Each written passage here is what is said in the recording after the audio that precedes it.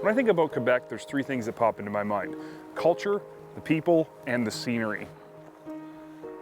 I guess Quebec is different than Ontario or other places I've been to because it has a real European feel.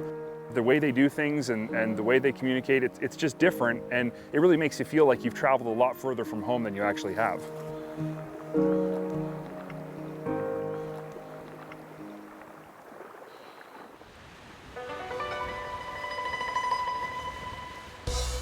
This trip came at a really opportune time. We've been having the longest winter in decades in Ontario, and I felt like I had one more ride left in me, so this opportunity came up to go to Quebec late in the season, and I knew there's one other guy who really hadn't had enough riding for the year, my buddy Jason, so I called him up and thought he's the perfect guy to bring along. He's as enthusiastic about winter as I am. So what I heard about riding in Quebec for the last few years from people that I know is that the trail systems were amazing, always groomed, really wide, and a lot of them were really straight and fast in the sections that they had rode. So I was excited to go see what we were getting into. For this trip, we're actually going to start kind of the drive in Quebec City and travel north along the St. Lawrence to the town of Tadoussac. I've never been to Tadoussac before and ridden that area, so it's going to be interesting to see what it's like. And then we're going to carry on further north along the St. Lawrence to the town of Baie-Comeau, which is actually more of a small city.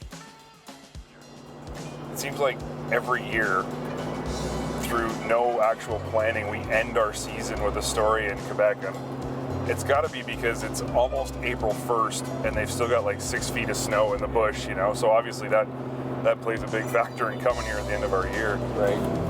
Well, so far it looks really good, so. Well, I hope it lives up to my description and your expectations. The first thing that stood out to me on the drive to Tadoussac is the view. I mean, you're driving right along the edge of the St. Lawrence. When the tide goes out, these huge chunks of ice are left on the ground. It just looks so bizarre and beautiful. Just before you get to Tadoussac, the road ends and you have to get on a ferry with your truck and trailer to get any further along the road. So that was kind of neat to travel across the Saguenay fjord that we would see later.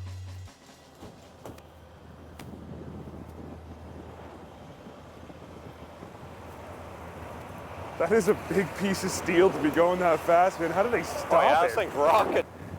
If the throttle stuck wide open, you'd end up right up on top of that hill.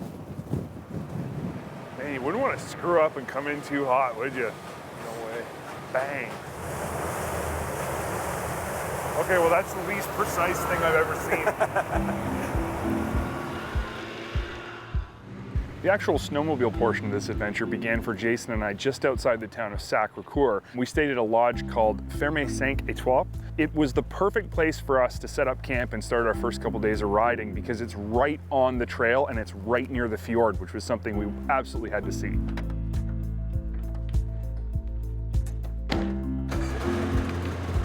We got hooked up with a guide who actually worked at Ferme 5 Étoiles. His name was Derek, and he knew the area inside and out. He knew the back trails, he knew the snowmobile trails. He was the perfect guy to show us everything this area had to offer. So this morning we are going towards Les Escoumins. We'll be taking the road 93 north. We'll be taking some large trails, some with sharp turns going up, going down, and we'll be exploring the forest in that area. And this afternoon we're coming back. We are going towards the Saguenay Fjord. We'll have some nice viewpoints, mountains. We'll almost be able to go down the water with the sleds. Then we'll be able to see right over to the water. Very nice viewpoints. All right, well, let's go do it. Great.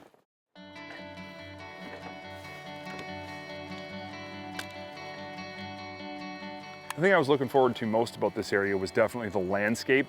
It's very, very diverse, and I figured for sure if any landscape was going to provide a lot of opportunities to adventure and explore, this was an area that would.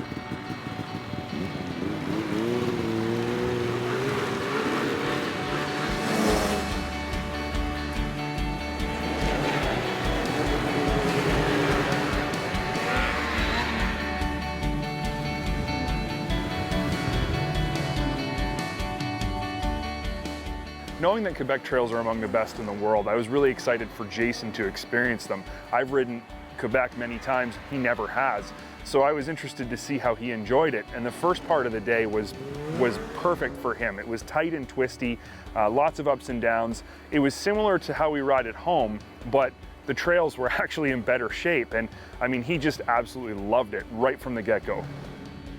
What I was expecting from the trails in this area before we got there was that they were going to be really wide and straight and long and fast riding.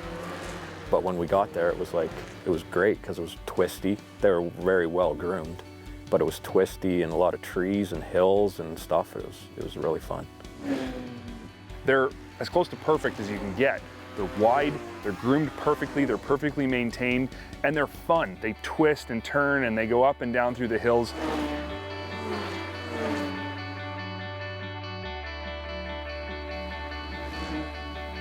A lot of rock cuts, like straight up and down the sides of the trails and stuff like that. And a lot of lookouts, like you'd be driving along and then all of a sudden there'd be like, 1,000-foot drop down to another plateau of trees. It was awesome.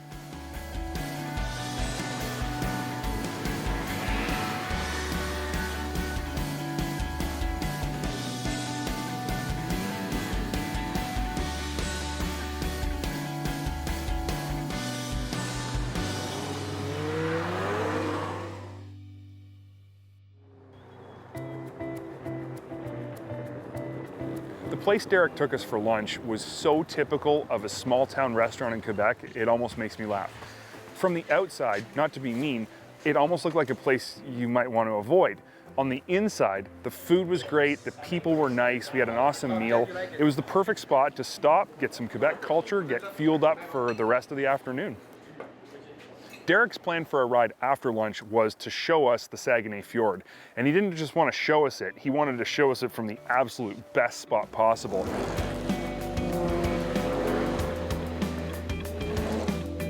So we actually traveled down the trail through some farmers' fields and wound around following him until we got to a spot where we went off the trail, down these hydro lines through these, he called them private trails. They were private property that he had permission to access.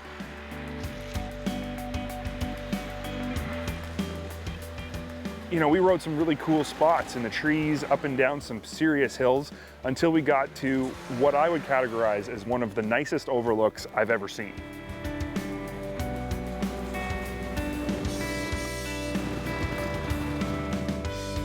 The view overlooking the fjord was, in a word, it was spectacular.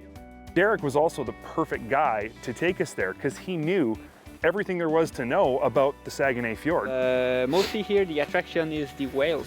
This special type of water we have is good for the belugas. They come up the fjord and they give birth to their babies just a little bit up. Now we are on the Cap Sainte-Marguerite. The Bay Sainte-Marguerite is just on the other side of this mountain, and that's a very nice place to see belugas.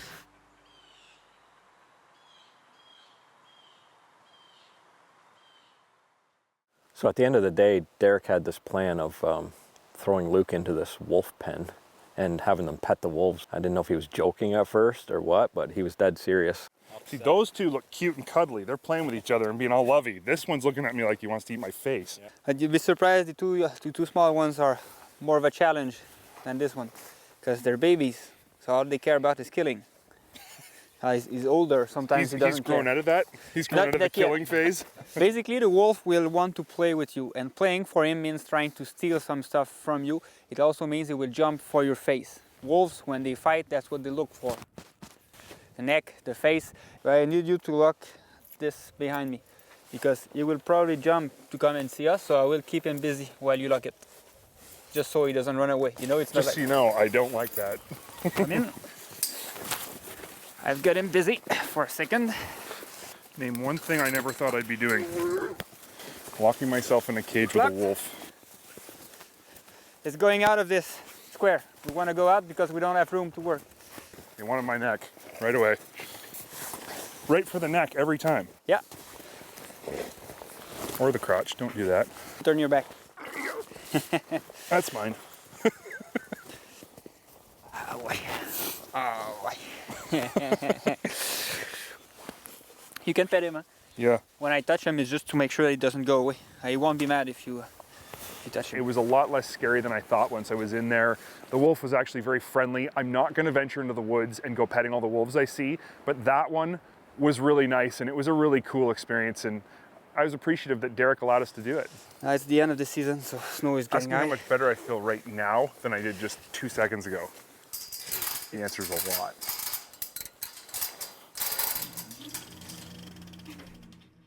Jason and I were really excited about the second half of this trip, simply because it was going to be so different than the first half.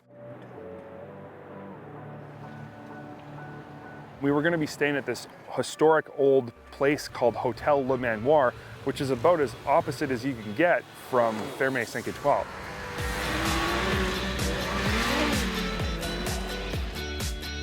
So we left from the hotel and drove along the water there in through town, and then climbed up some pretty steep hills. And then once we got up there on the like a plateau area, we got on some trails that were really fairly straight and fast. We didn't have a guide with us on this portion of the trip, so Jason and I could really put the hammer down and put the trails to the test.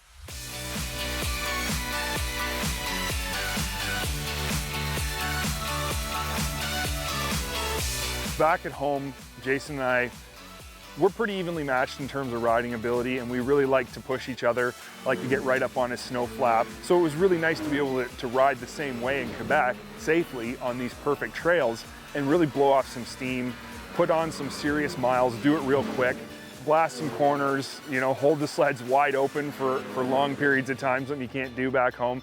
It was a really, really fun portion of trail, a fun section of area to ride. I really found it interesting that you can have all these various types of riding in such a short area, really, within a couple hours. You come out of the twisty trails and the slower pace through the bushes and stuff like that into like long, straight, wide stretches of riding. You know, that's one of the things I really like most about Quebec, is that you have the opportunity to ride in all different conditions. You get to ride different trails. Riding styles can vary from day to day. One day you can be riding slower on really tight scenic stuff. The next day you can be opening it up on these great big wide trails that climb up and down hills. You get it all, and you get it all in one spot when you're in Quebec.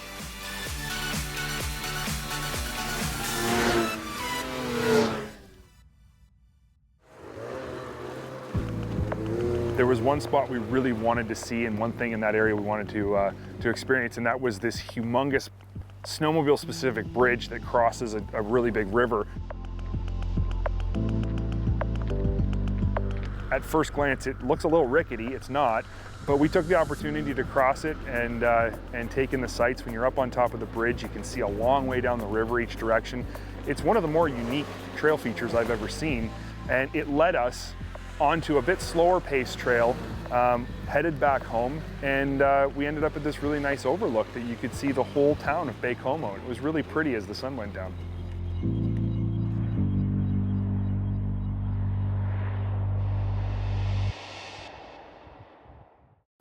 To finish off this trip, I wanted to do something that A, I'd never done before, and B, was going to be pretty neat. And one of the things that's unique about this area of Quebec is that they have a lot of ferries. There's a lot of water crossings that you simply can't drive around. So they just fire up a great big ferry and you put your truck and trailer on it, you drive across.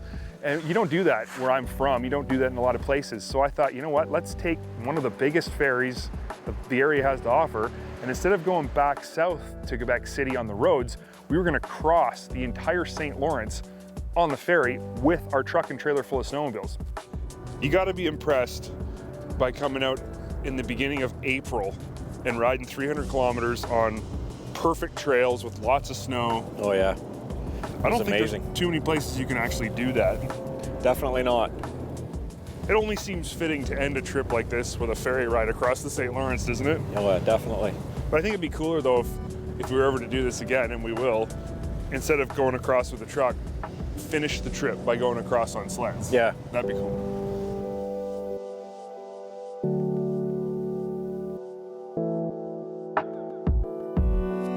Seeing the fjord to riding the trails around Baie-Comeau to taking a ferry across the St. Lawrence, this is the only place you can do that stuff in a couple days, and we did. And to be perfectly honest, I can't think of a better way to close a season than with a trip like this, and the only place you can do a trip like this is in Quebec. If you liked this video, post a comment and tell us what you think. Then click on this link to subscribe to SnowTracks TV here on the YouTube channel.